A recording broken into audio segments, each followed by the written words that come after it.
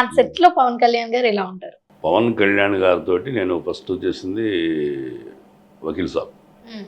Combination లేదు, ఒక ఫ్రేమ్లో అయితే ఒక సీన్లో అయితే కలిసి ఉంటాము అంతవరకే. బట్ ఆయన గురించి విన్నదే ఎక్కువ నేను.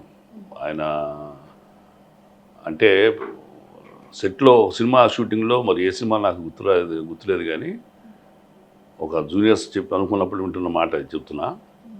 ఆయన ఫోన్ మాట్లాడుతా జూనియర్స్ తింటున్న టెంట్ వైపు వెళ్ళి మాట్లాడుతూనే ఆ పక్క ప్లేట్లో చూశాడు. చూసి 1 మినిట్ అని చెప్పి అదేంటంటే పప్పు అన్నారు.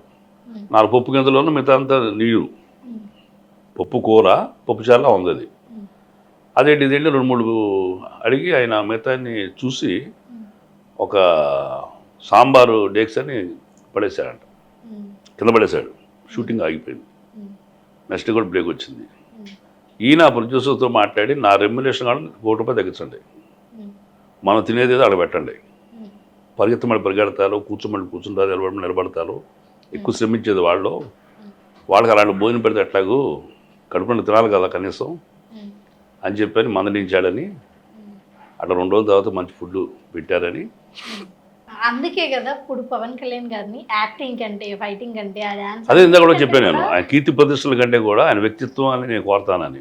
అందుకే కదా 2 తెలుగు రాష్ట్రాలు కూడా పవన్ కళ్యాణ్ గారికి ఉన్న ఇదేంటంటే అది కష్టం అంటే స్పందించే గుణం, చిన్నవాడికి కూడా మంచిగా చూడాలనే తత్వం. ఇవన్నీ పవన్ కళ్యాణ్లో ఒక గొప్ప హ్యూమన్ బీయింగ్. ఆయన మోర్ దాన్ యాక్టర్. ఎంత గొప్ప యాక్టర్, గొప్ప సక్సెస్ పక్కన పెట్టండి, బట్ ఆయన వ్యక్తిత్వం చాలా గొప్పది.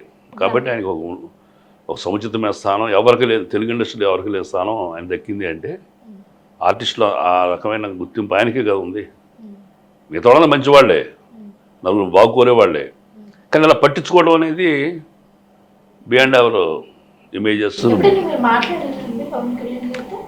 ఉస్తాద్ భగత్ సింగ్ టైంలోనే సార్ నా పేరు నాగమహేష్ అని మొదలెట్టా, అది తెలుసు అన్నారు. ఎందుకంటే ఆయన ప్రజారాజ్యం పార్టీ టైంలో నన్ను చూశారు, ఆయన మాట్లాడేటప్పుడు. సో ఆ పరిచయం మీద ఆయనకు గుర్తుంది.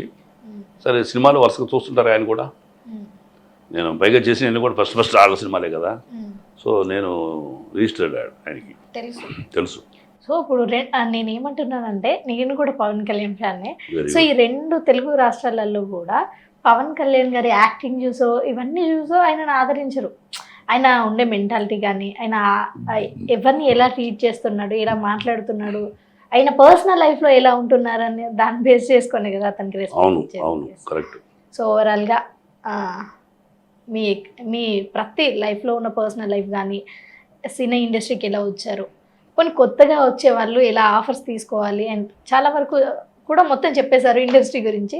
సో థ్యాంక్ యూ అండి. Thank you very much. ఈరోజు మా షోకి వచ్చి మీ గురించి, మీ ఫిల్మీ ఇండస్ట్రీ గురించి అన్ని కూడా తెలియజేశారు. Thank you so much.